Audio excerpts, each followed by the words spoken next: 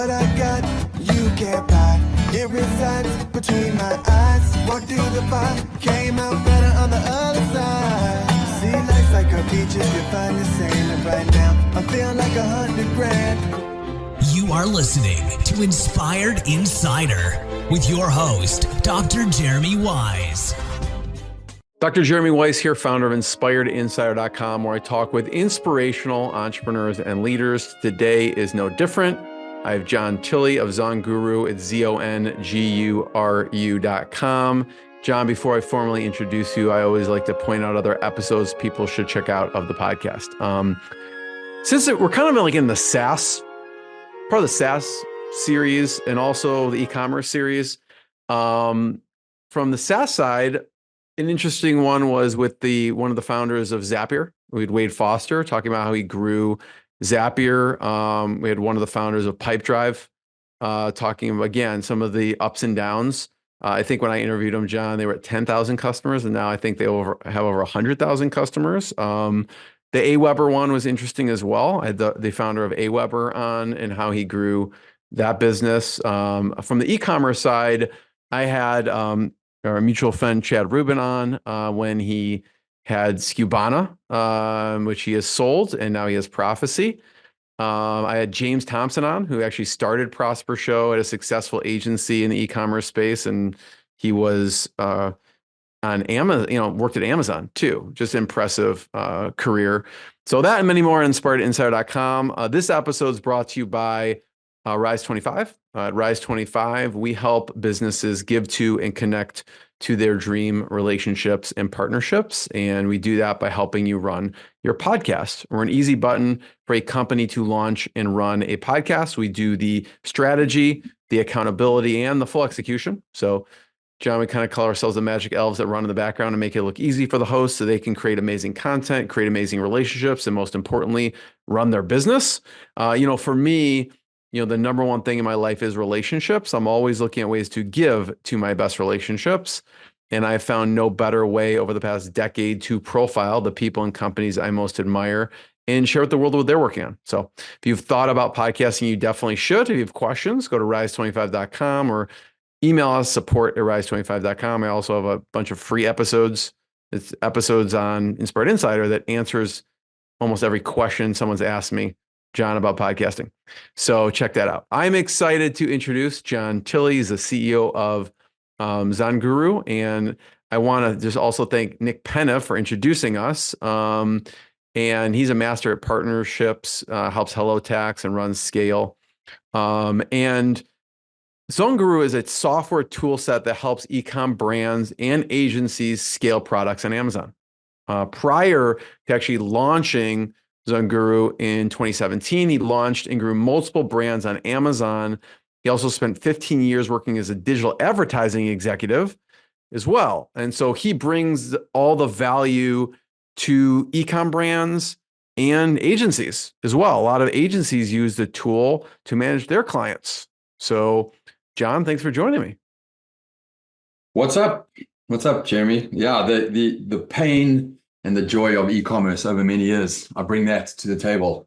Yeah, it's good. You have the scars to prove it. I'm gonna bring up the site. So if someone's listening to the audio, they can, there is a video piece, and I'm gonna pull up ZonGuru. But if you can just talk about ZonGuru and what you do to start. Yeah, you mentioned it earlier.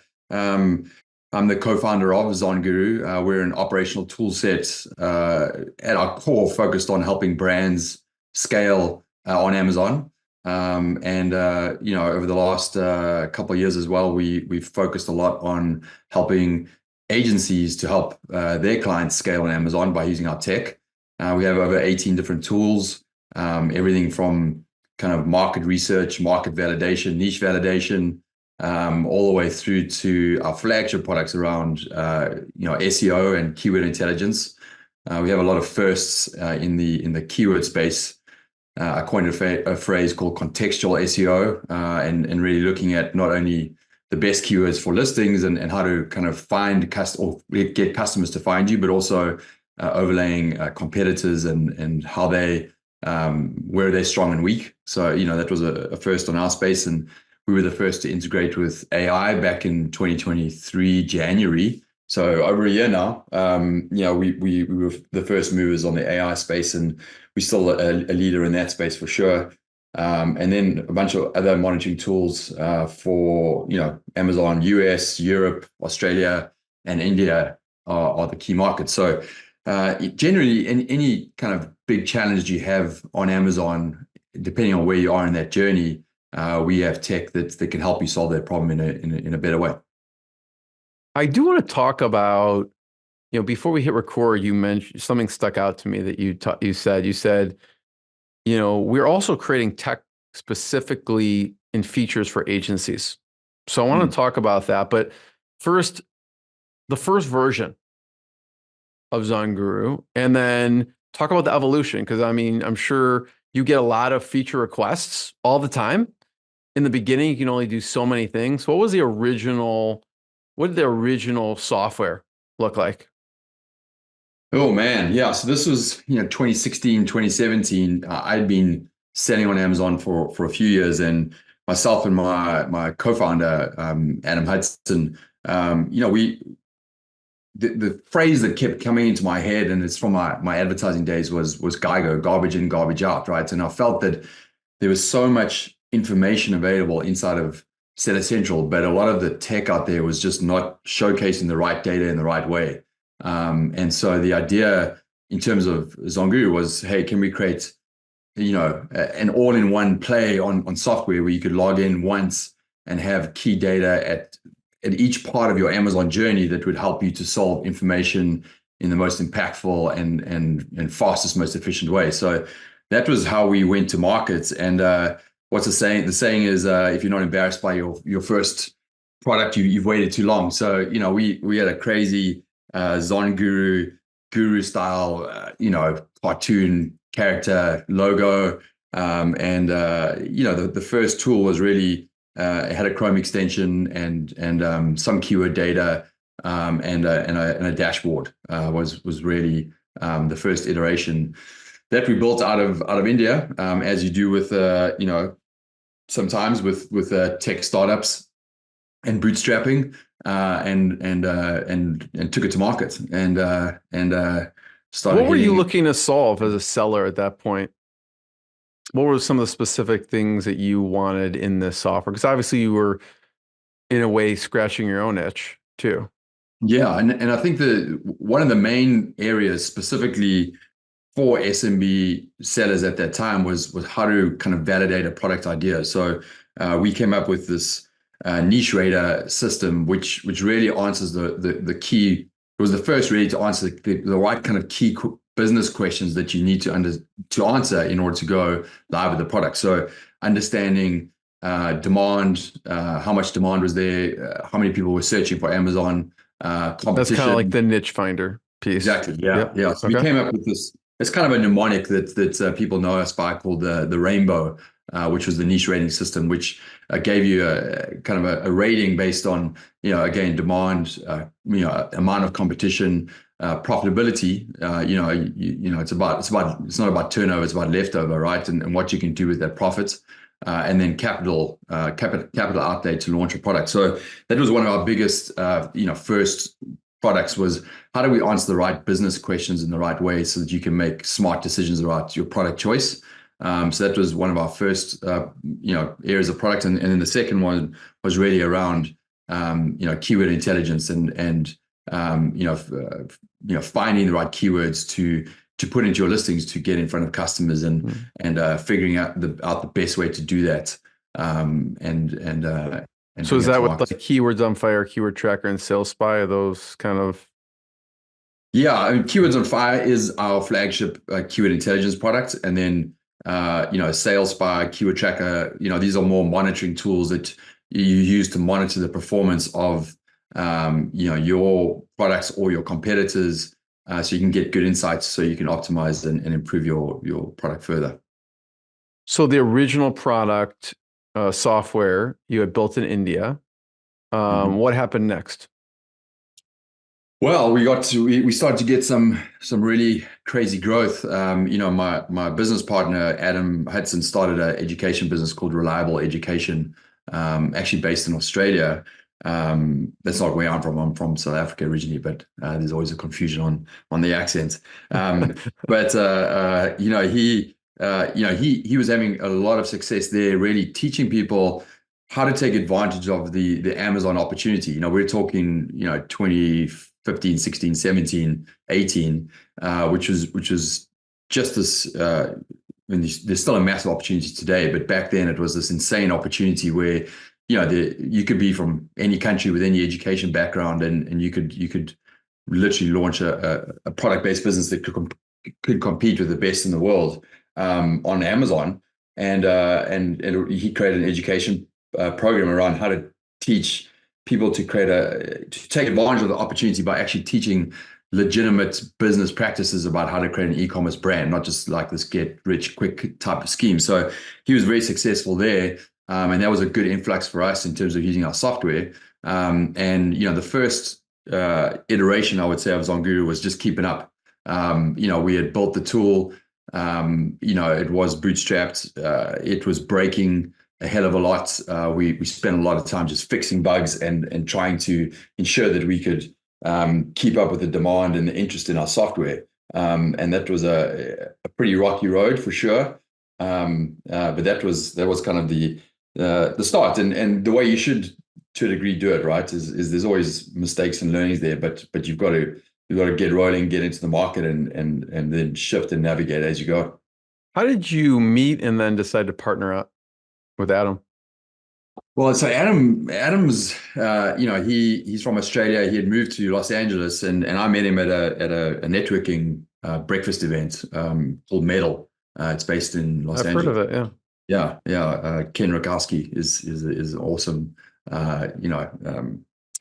connector, I would say, in LA.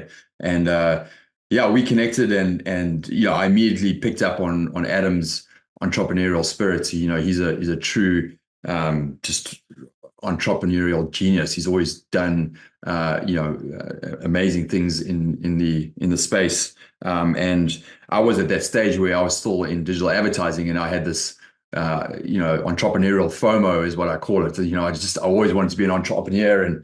And so we connected there, and I was like, I needed Adam to help me foster the entrepreneurial spirit. And, he needed me to connect with fun things to do in LA and people to meet. So it was a pretty good initial connection, and we created a friendship out of that. And, just started to, see this opportunity around the Amazon wave, and figuring out how we could get onto the back of that and move with it. So was he in e-commerce at that time, in the e-commerce world? He had started a startup, creating how to demos and how to ads and a service around that.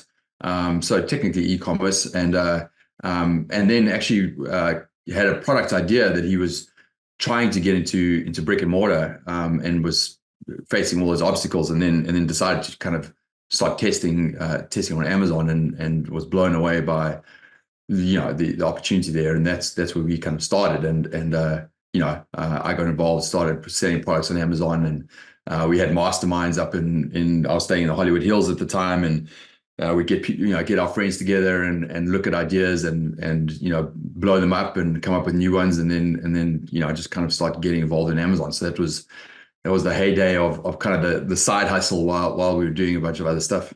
What type of products did you start with?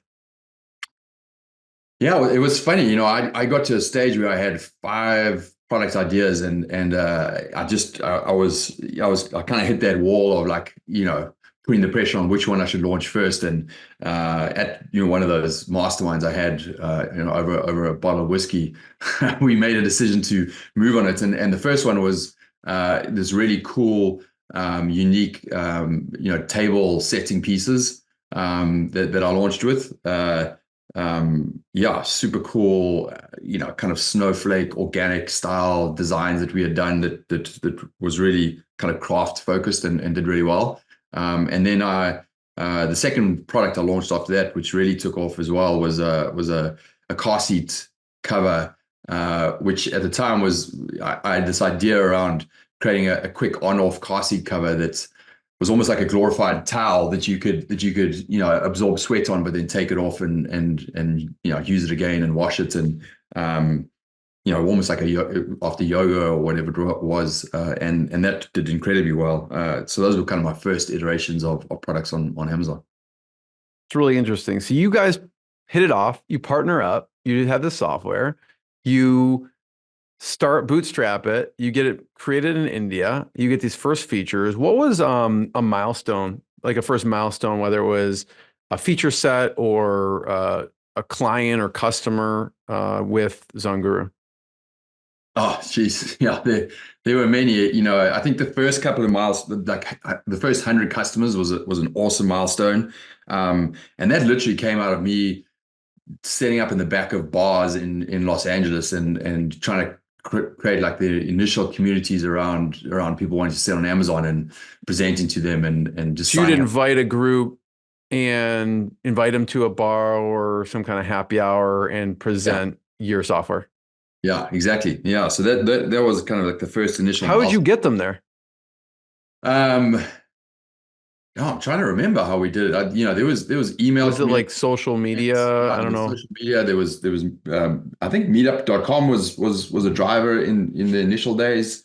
We had a few friends in the space, so word of mouth. I'd created a kind of a breakfast meetup group as well with entrepreneurs in LA.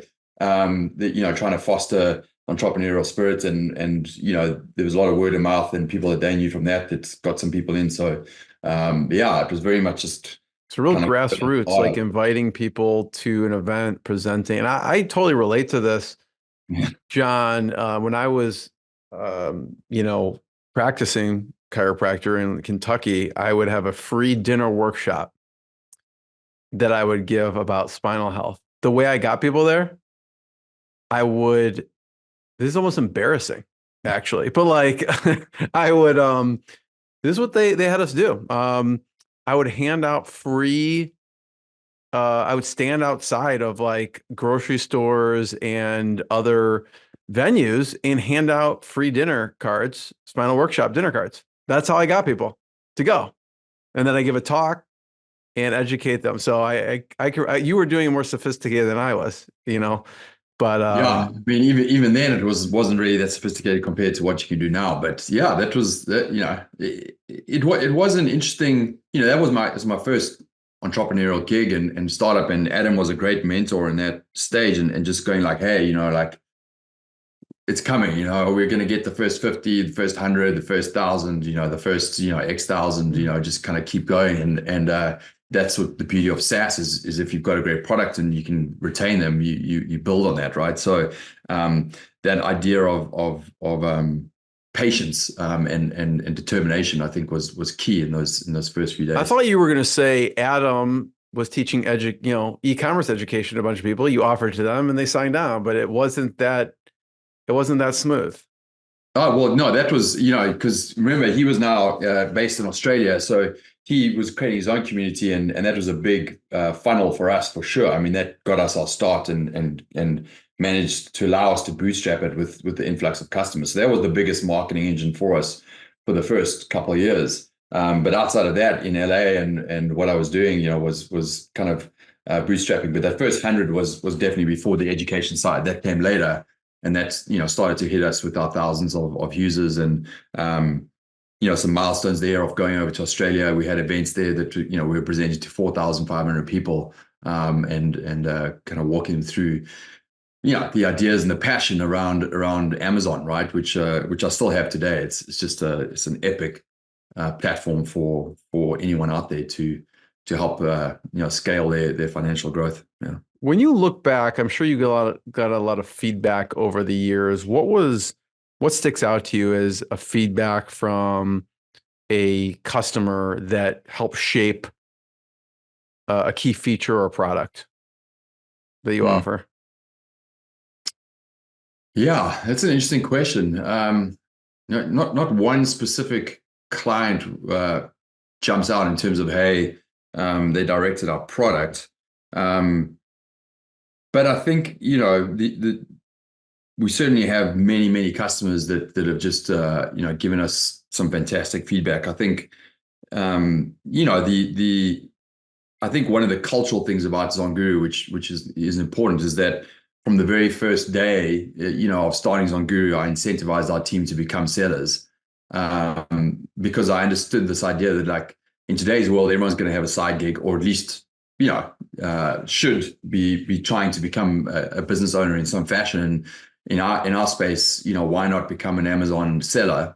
And that's certainly something you can manage on top of your day job, right? And so we started to build, and still today, we have some very successful sellers and strong DNA from people inside of our organization. I think we've actually got an engineer who started with us a year ago, and he's just clocked, he just clocked his 7 figures on his business. So it's still happening today, but that kind of internal seller DNA and passion that we had from our team, that's always been one of the things that people have really responded to, is like, we get them, we want to help them, the passion is there, and we help them along the journey. So I think that's more of the theme that I would take, rather than them just directly inputting into a specific feature. How do you decide on pricing early on? That was competitor driven at the time. Yeah, I mean, that was our first take on pricing, was like, hey, how can we take all these potential different tools, we're going to put them into one, and how do we come up with a price? So it was purely kind of a what's in the marketplace and how should we price. Obviously, we still consider that. The evolution of that is definitely more of a SaaS focus, which is looking at your contribution margin, your tech costs, and ensuring that you kind of at that 80, that 20% gross margin, and you can scale from there. So as your business scales, and certainly in our case, because it is such a sophisticated tech, there's a lot of costs that we have to account for. So inputting that into our costs pricing is critical. How did the team change? Initially you're bootstrapping, you had a team in India create it. How'd the team evolve over time? Yeah, it evolved massively. And I would say that going back to that challenge, I as we started to scale, I clearly had a frustration with our current tech team, in that there wasn't a desire or a curiosity to truly understand what we were trying to do, our target audience, our product, our business objectives. It was more about like, hey, let's just create the software as easily as we can, and not really think about the scalability of the product. And so I started looking elsewhere, I gravitated towards Eastern Europe, and I started working with an agency over there. But during that process, we had kind of a big problem with one of our tools, and I found a seller who had created an API that I started using in our product. That seller, who was also an engineer, is now our CTO, Stefan, and my partner, Stefan Rachev. He's based in Sofia, Bulgaria.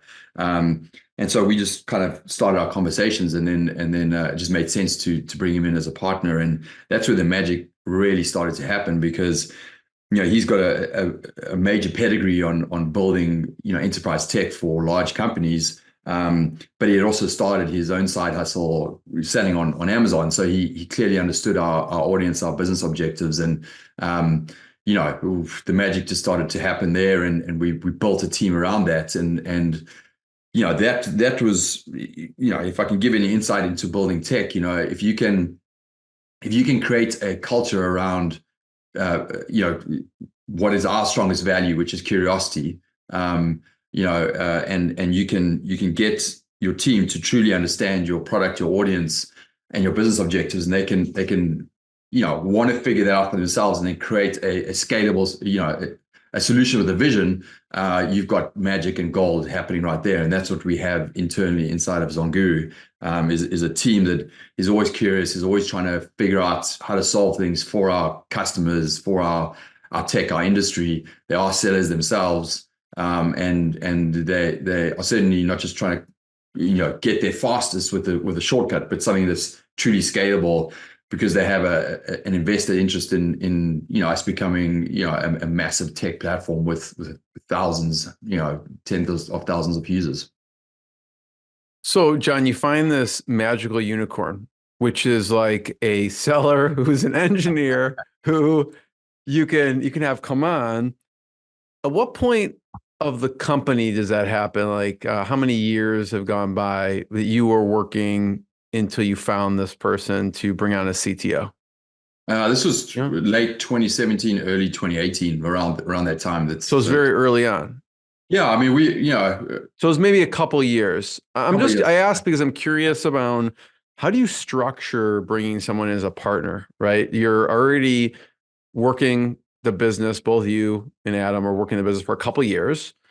How do you structure the partnership? Is there somewhat of a buy-in, or do you just give someone a percentage based on the valuation? How do you think about structuring? Because someone listening may be like, you know what?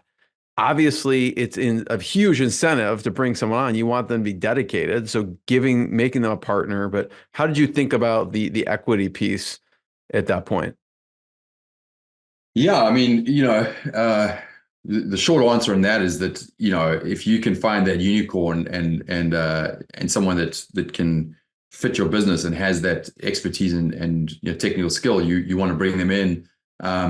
We gave a significant portion or a percentage of the business with a vesting over 4 years, right? So that's the general structure that we put in place, and a salary to boot as a working partner on this, right? There was no kind of buy-in or anything along those lines. We truly knew that the assets of his expertise was going to pay off, if he stuck around, and he has. The gig at the time was like, okay, well, we have this core base of users. We have pretty crappy, built tech with good vision and good solutions, but the back end was just a mess. So how do we literally transform that into a brand new, platform that is scalable? And that took about 8-9 months to kind of rebuild that whole thing in the right way with the right people. And I mean, honestly, if I tell you, if we push anything live right now, we hardly ever get anything that breaks. It's truly unbelievable, the team that we built there. Talk about, creating tech for agencies. And what are some of the things that are in the product in ZonGuru because of that? Because I've seen software, like I've gone into software and you could tell it was not built for agencies. I mean, it's not built for it at all. What were some of the things you had to put in place? Because you do, I know you do have an enterprise solution tailored for agencies. Yeah. The backstory to that was, it was around maybe 2 years ago now, kind of out of the pandemic, as everything, e-commerce started exploding, profits were massive, and the whole agency services side really blew up. Everyone was starting to use agencies, managed services, trying to scale, and certainly the transfer of big brands from retail onto e-commerce and Amazon was huge. So trying to service them at a more sophisticated level was the goal. And we actually brought in a VC partner at that stage with the goal of saying, hey, how do we invest in and start to explore this specific segment of the market? Because at the end of the day, that's one of the biggest growth areas, and certainly taking us more in line with kind of enterprise growth and where the market is going. So, we got that, and we started exploring how to service them. And I think, one of the biggest wins we've had for agencies has been part of our DNA, which is that lens of always being, less shiny object focused, really focused on more, what's the 80-20, what's the most impactful data, how can we present that, and how can we do that in the most fast and efficient way? That's kind of the DNA of our tool. So that has worked for agencies for sure, because when you're doing things at scale, those kind of things matter. But the few differences we've done is one, you're right, architecturally, we had to change the platform for enterprise, and we built a structure where you can have a kind of a sub-project view for each client, and then, have the ability to give permissions access to that for anyone on the team for certain tools, etc. So it's a much more scalable, flexible system that can be molded to how an agency wants to use it. So that's one of the biggest differences. And then, the big ones to date have been more on the bulk optimization side. So, going in and just tracking keywords at an individual level, having to input that or those kind of things, it just doesn't work at an agency level. So you need to be able to do things, set up at bulk and then do some optimization work at bulk. So that's been a critical piece. And then I think the other big advantage has been around, we've always taken the view of like, we're not trying to create tech to, help the agency grow. What we've done is we've focused on how do we create tech to help the account manager be more efficient and set a higher level of quality of their output in their work, right? Or the account manager or the listing or the optimization experts. And so that's been a really big thing for us, because at the end of the day, as an agency owner, if you've got a team of people working on your client's business and their quality level is set at a higher bar and they're getting the right kind of insights to make impact on that business, that's ultimately where the rubber meets the road and how it can be successful. So it's figuring out in that mix who are the core target audiences that we're going after, and then how do we service them better has been important in our kind of evolution. You had John, an agency out of Washington. What kind of ways were they using ZonGuru? Oh yeah. I would say most agencies that use our product, including the one out of Seattle, Washington, is around our SEO aspects of keyword intelligence and listing optimization. That's where they start. And this one in particular is a very data-driven agency. A lot of ex-Amazon employees. With some very sophisticated large accounts. I think their portfolio is 300 million in revenue, and they had very, very specific techniques of how to optimize for organic growth, and that was all in-house. And they started to use our system and had better results with better niche rank, better BSR. And just performing at a better level. So it's kind of that feedback that we get when, if I just reflect on me personally as a CEO, sometimes when you're trying to sell your product to brands, Amazon sellers, in that more of an inbound fashion, they don't necessarily fully appreciate or understand your product and know how to use it in the best way. And it's when you connect with really sophisticated sellers and they're like, wow, this is insane, and the results are there. It's pretty cool to get that pat on your back and that validation that you're doing the right things, right? Coming from experts, ex-Amazon employees who built the algorithm and just going like, you guys nailed it, which is a pretty cool feeling. What have you said no to? I'm sure you get requests. You see other software out there, or you get requests to do things. And also, I think saying no also creates a more robust partner ecosystem for people, right? Because you're like, okay, they do this, we do this. And I know you have actually a partners page, which I'll pull up in a second. But what have you said no to that no, that's not what we do. That's not the core of our product.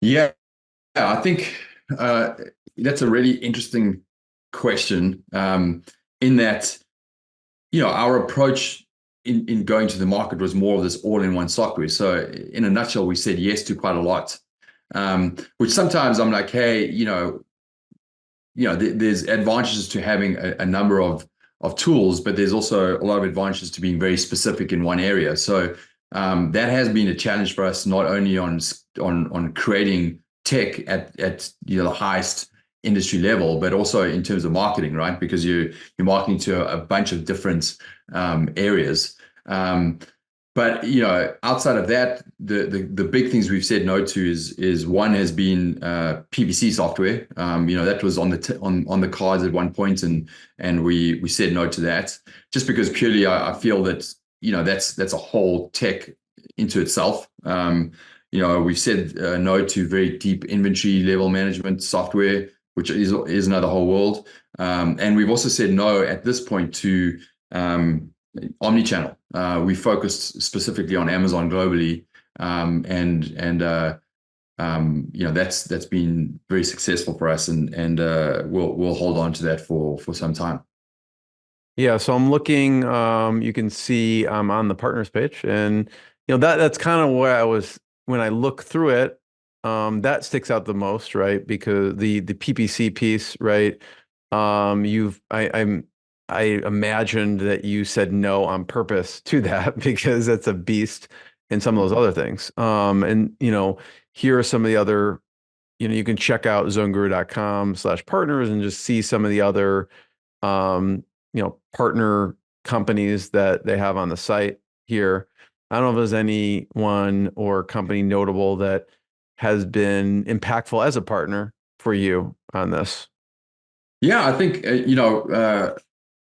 we have a lot of obviously agency partners that we service and are doing great things in the space. This is our general partner page. We do also have some integrated partners inside of our app, which you can't access without obviously logging in. But the idea there is, we have a customer base, and there are specific areas that we have said no to, and we want to make sure that we can recommend that service or software to our users, and notably, those are partners that we've vetted, that we use internally with our own sellers and with our own management team internally, and we know it's a really good software. So some of those are things like Scale Insights is the PPC software that we support. They are based out of Singapore. A lot of 7-figure plus sellers use the software. Prophecy, Chad Rubin, that's definitely one around pricing automation that we support. Seller Candy, John Cavendish, who I saw that. That looks pretty cool. Yeah, they've got kind of a customer support service for all the challenges that come out of Amazon. Seller Candy, here it is. Seller Candy acts as a technical arm of your, it says never talk to seller support again. That's a great tagline right there. And they have a refund service as well. So we partner with them. All of these guys that we partner with, a critical point there is they have to fit our value set, right? And not only do they have to have great tech or services, but they have to have our value set, because again, we want to make sure that if we recommend this to our customer base, they have a similar experience dealing with these partners as they do with us, right? And so I always look for that in our partners, and certainly Chad, John, Daniel from Scale Insights, those guys are all other one is Ian Sells, Join Brands, the guys from $1 Million Seller Club. Those guys all fit our value set and are just really passionate about our space, right? Which is good. Talk a little bit about, I saw on your site that you have a growth audit. And I imagine, you've been a seller before. And so what are you looking at in this growth audit?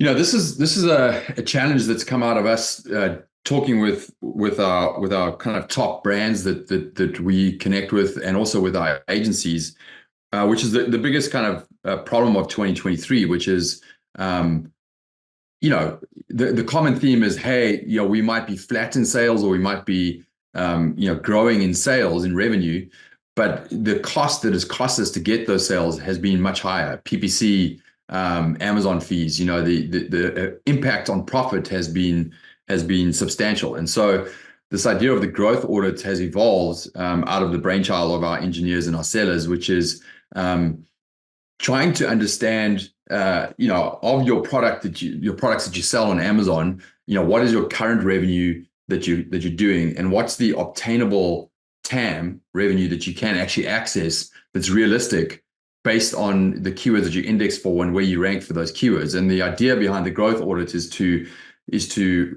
follow a data-driven method that we use to grow brands, which is focusing around the keywords in position 25 to 60, which is slightly off of page 1 of Amazon, which really is showing you that Amazon already recognizes you as a strong seller on those keywords, but you're not quite in the buying zone. And it's about how do we figure out what's the value of those keywords, and then what are the strategies we can use to get better ranking on that and tap into that buyer zone and the revenue that can come out of that. So that's the purpose of the growth audits, and we've put together an analysis where we look at those keywords and how to get there and the strategies around it. And we also look at a pricing analysis, which is a really cool way of looking at how are you priced in the marketplace versus your competitors. And at that pricing tier, what's the actual obtainable TAM that's available to you in terms of revenue? And so through those strategies, it helps brands scratch the itch around, like, what am I selling on Amazon right now? What can I potentially be selling? And actually, am I priced at the right price points to effectively compete? And am I competing for the right kind of revenue that's available to me on Amazon? So yeah, it's a pretty cool audit. We've put it in place, and we run it as a manual service from our kind of base of our team for qualified brands, right? So they've got to be at a specific level, typically about 1.5 to 2 million and up on Amazon as an established brand, and then we'll run that audit for them and help them see what their potential profitable growth can be in 2024, which is cool.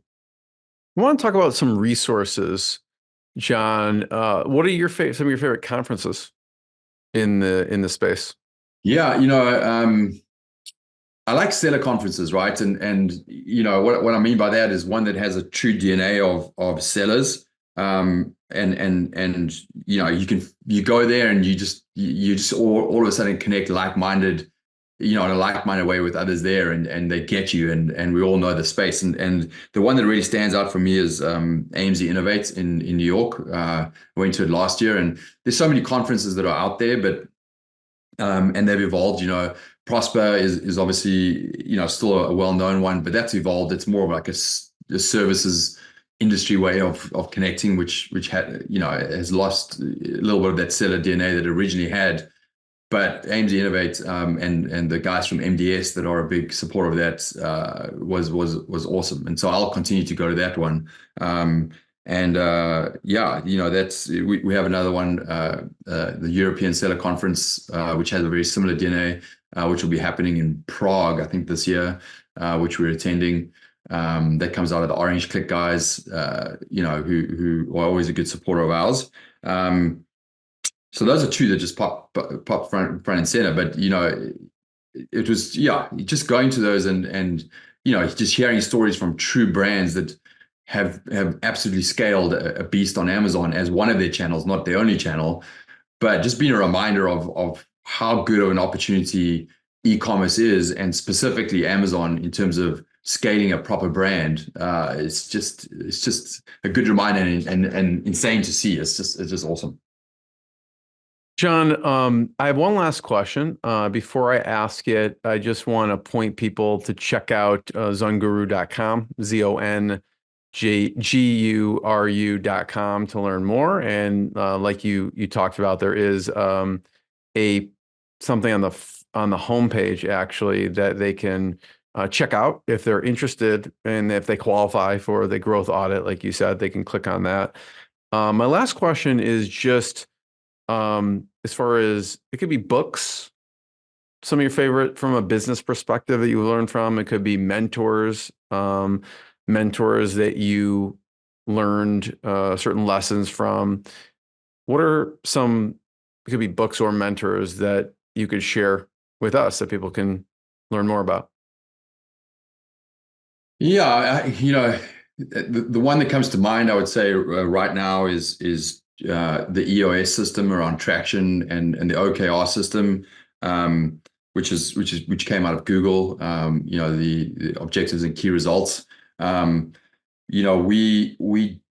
we did a really deep dive as an organization at the beginning of this year around becoming more of a results-focused, growth-orientated company, which, you know, sounds funny to say, but you know, there's so many things going on that you can it can become not just your only focus, right? And I think we've done a really deep dive and re-engaging with those systems, and we've actually built out a very deep we actually ended up choosing the OKR system, and we built out a very deep you know, way of tracking all of this within Notion. If anybody's interested, we can. There's nothing in the space, so we created a system which actually the guys at Escala, Yanni Kozminski, you know, they're all you know, very deep into creating scalable systems, and they checked out our OKR system and were blown away by it. So that's a system that comes top of mind right now. And in terms of mentors, you know, I guess the one that just pops to mind is kind of a you know, a general one, but it came out of some conversations of late, which is just understanding that as a business owner, you have to have a partnership and a focus on obviously creating great tech, but there is absolutely an important piece around vision and brand, right? And owning that brand. And so, you know, Richard Branson, those kind of guys who were truly, that's what they were best at, is focusing on the brand. You know, is definitely always an inspiration and something I can always take out of more. And I had a recent conversation with a friend who was kind of losing a bit of a passion for his current business, and I was like, you know, he was getting stuck in the spreadsheets, and I'm like, that's your other partner's gig. They should be doing that. You know, you're the brand guy, and that's where you get your joy and your drive from, and what you're good at. So focus on that, right? So yeah, that's I guess what I would. It's like the visionary and the integrator. So he was losing a bunch of his energy because he was probably looking at the integrator task. This person was more of a visionary type of person. Exactly, and yeah, just that insight that, you know, no matter how small the organization, even if you don't have your right-hand guy or right-hand partner, there are people in your organization that are better at things than you, and you've got to get them to focus. And don't try and do that. Like, it came up in our workshop, they were like, yeah, John, you kind of suck at this. And I'm like, well, it's okay that I suck at that, because you guys are better at it than me, and I can be better at this, right? So you don't necessarily have to a degree, you know, try and improve those things that you suck at. You focus on the things you're good at. Love it. First of all, John, I want to thank you. People can check out EOS, what he's talking about. There's a book, Traction, by Gino Wickman. Actually, I did an episode with him, so you can check that out as well.